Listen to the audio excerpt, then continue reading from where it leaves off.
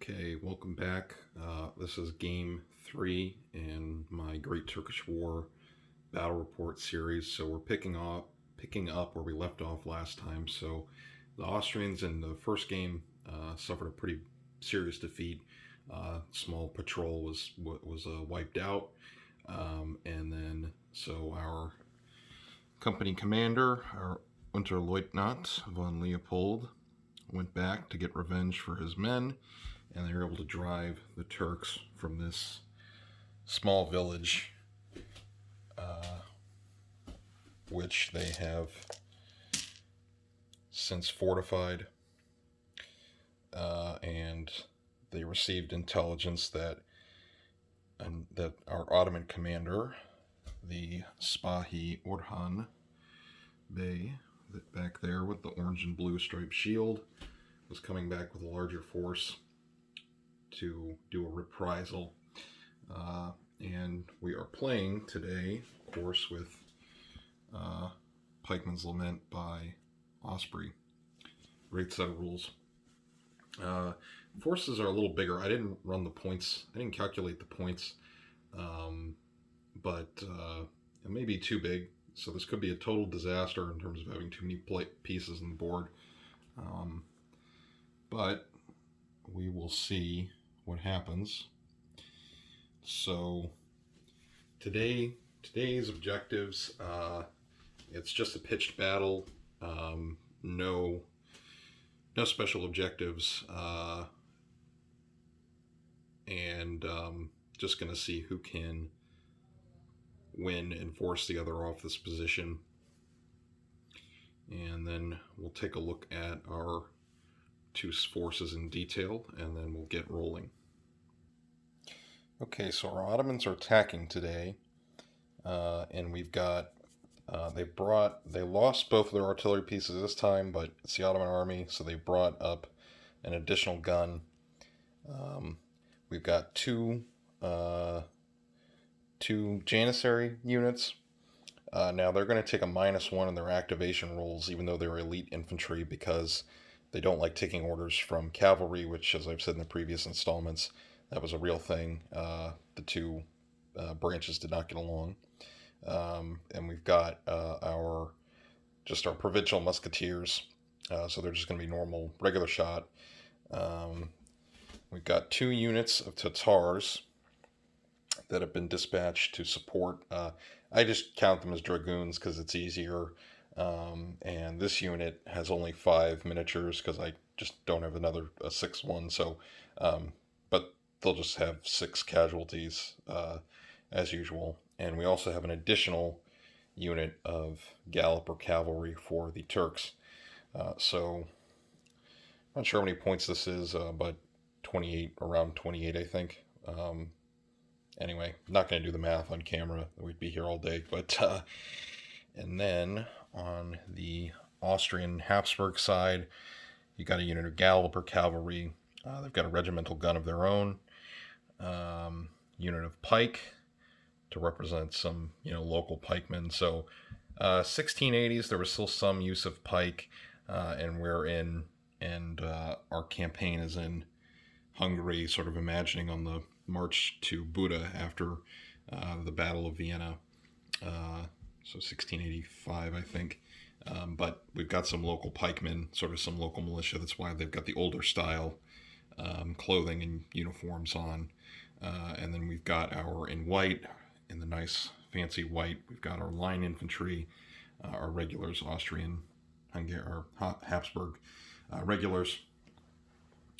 And then in the back, we've got 2 units of militia shot, so they're going to be inexperienced, again, representing that this is something our lieutenant, who's been promoted to a captain for this little engagement, needed to draft in some militia to support them, but he's also got some extra additional regular cavalry there. And since Ottomans are attacking, we'll start with them. Okay, so for our first blood of the game on the Ottoman turn, our Tatars rode up, did perform a skirmish, so they moved half, and then they fired their bows into our cavalry there, and the cavalry took one casualty. So pretty good. And I was wondering if our Ottomans would bungle the first move and not activate, but they did not. So we'll keep going. Okay, our second move was going to be the artillery was going to fire into the Austrian line infantry to soften them up. They need an 8. Artillery needs an 8 to fire. They only rolled a 5, and even with the +1 from the commander being in range, didn't do anything. So it's the Austrian turn.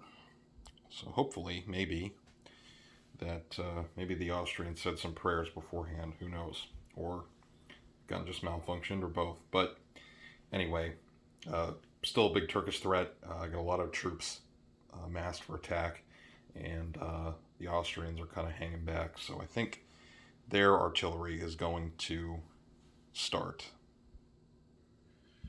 Okay, artillery is not rolling so hot today. The Austrian cannon was going to fire into the Tatars to try and disrupt them. No activation. So it's back to the Turks. Okay, so our unit of Janissaries here, they successfully activated to shoot, and they fired into that advancing pike unit because they don't want to get locked into combat with them, and the pikemen took 2 casualties. And now, let's see who can activate next. I think our Janissaries on the left-hand side are going to fire into those Austrian line infantrymen, and see if they activate. And they got a 8, so that is enough to activate. In Pikeman's Lament, if you have standard shot, it is kind of hard to hit, so because most of your shot units are hitting on 5s. So the fact that the Janissaries are elite, that makes them activate on, or hit in shooting on a 4. So let's see who rolls what. And pike are pretty resilient, but shot not so much. So hitting on a 4, not bad, but not too good. So our shot took 2 casualties. Our lieutenant's unit, and we need to test for morale for the Austrians. So for the pike, need to test, and the line infantry also need to test. Okay, both of our Habsburg units tested fine. Our lieutenant, just as a refresher from the previous installments, has a bonus to +2 to his, I believe it's morale checks. I need to look at my notes. But yeah, +2 to morale checks, and then our pikemen are fine. Need a 4+ on 2 dice for shot and pike. And we'll continue with I think the Tatars are going to try and attack the shoot and evade again. So 4, nope. So in case anyone's interested, so 4. So no activation, and that ends the Turkish turn. Which kind of a tangent from the game, but I would like to get a lot more Tatars and get some on foot even to do maybe some Russian and Polish-Lithuanian campaigns into the Crimea that was pretty common in the 17th, 18th century. I think I'd probably want to get some Polish-Lithuanian figures for that, so some Hajuks, which you can look that up. That was sort of the style of soldier, because I could also use those as Transylvanian and Hungarian soldiers for doing Hungarian theater stuff. But I think, anyway, tangent from the game, but I think it's an interesting sort of opportunity for skirmish type gaming, is that theater and that sort of period. Anyway, So Austrian turn. I think our cavalry over here wants to get a little revenge and charge. Okay, this has not happened in the games I've filmed. So our cavalry was going to charge into the Tatars. However, as dragoons, they can make an evade move, so they successfully perform the evade move, which allows them to basically do the skirmish, so they can shoot and then fall back. Unfortunately for the Tatars, they need a 6 to hit when they're doing the skirmish or the evade shooting, so they didn't get it, so they can move 6 inches back, and I think they're gonna fade back into the rear line with their compatriot, with their fellow horsemen, fellow Tatars. But then our Austrian cavalry can make a full 10-inch move. So, and in the rule book it says if they end up making contact, then they carry out their attack, but I don't think they will. Let me see. Yeah, they're just out of range of the Tatars, and by like an inch. So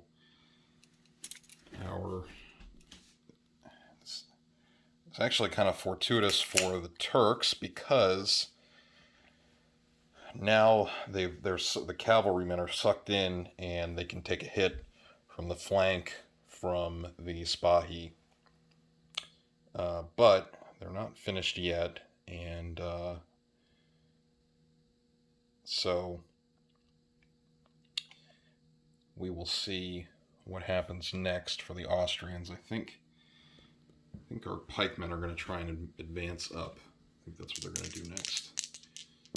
So it doesn't take much to activate to move, but since they're just on foot, they're going to be pretty slow. So 6 inches, 2 casualties. And I think our shot, led by our lieutenant over here, is going to test to fire.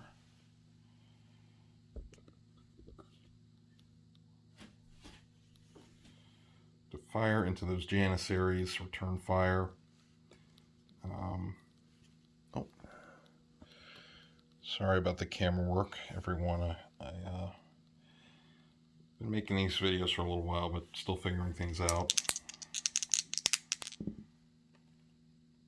And I think they actually make it. It's a 7, or it's a 6, but they get a +1. Let's see, to shoot they need a 7, and that's a 6. And yep, add 1 because it's the officer's unit, so they do test successfully. So let's see if these Janissaries can maybe can take some hits. Okay, that was a successful, very successful volley by the Austrians, by Lieutenant von Leopold's section. So now our Janissaries have to take a morale test with -3. And normally they shot needs a 4 to pass their morale check. Let me, morale, yep, need a 4. And I should bring something up that I neglected to mention if you're trying to learn these rules or you're interested in playing them. So they get all shot units get a +1 if it's the first salvo, to represent in reality when the muskets were actually loaded well and prepared. I always forget about that, so I apologize, but shouldn't have. I don't think it would have impacted the opening moves of the game that much. Okay, so their morale doesn't change just because they're elite, and so because they did test it at a -3, that leaves them 2, which is below, so they are now wavering, and on the next Turkish turn they will have 2. So I'm just going to put the white light smoke just to indicate that they are disordered and wavering.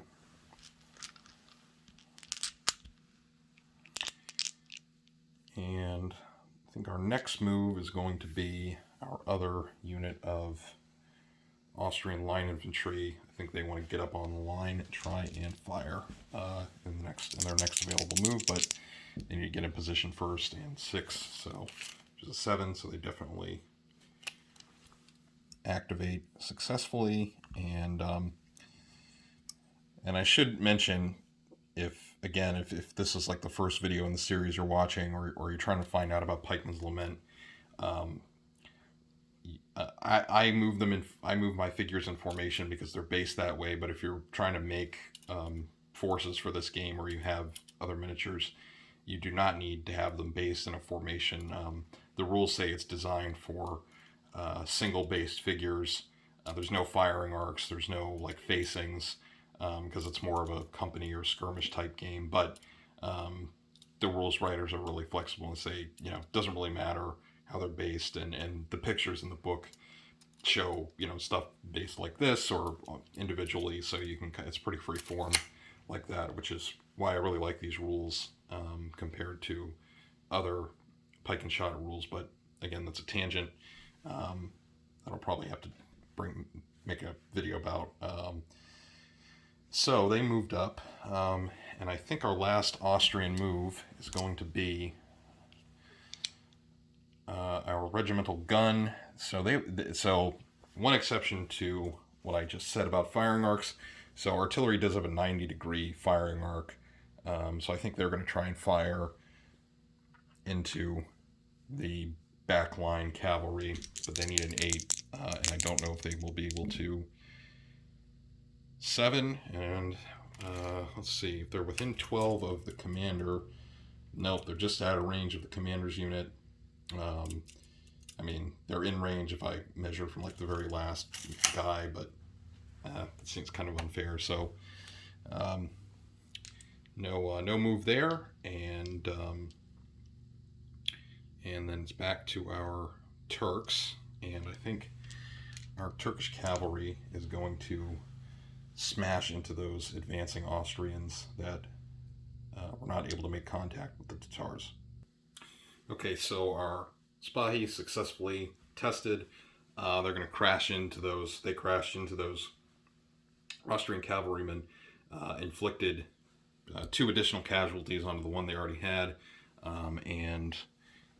but the cavalry, the Austrians, were able to deal 1 casualty to the Turks, and now our Austrians are going to have to, they'll have to retreat, but also need to take a morale check.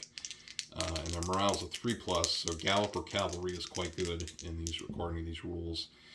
7 minus 3, so that's a 4. So they are not wavering, but they still have to retreat, I believe. And one thing I forgot to mention until just occurred to me while I was trying to get these guys' pikes or lances from falling off is gallopers have to make compulsory follow-ups. I wasn't sure if that applied to when you have cavalry that evades like dragoons, but anyway, maybe a mistake I made. But now these guys are going to have to follow up, and there's going to be another additional attack on them. And since we're coming up on 20 minutes, I'm going to go ahead and wrap this part up. So we've got some action. We've got our Turkish left wing is a little wavering from musket fire, but our Austrian left is also vulnerable because of this cavalry engagement. So we'll wrap it up there, and this will probably end up being 3 parts, and I don't like the videos to go on too long, so we'll call it there, and then we'll continue in episode 3 or game 3 part 2. So I hope y'all enjoyed this one, and we'll see what our 2 opposing commanders can do in the next game. Talk to you next time.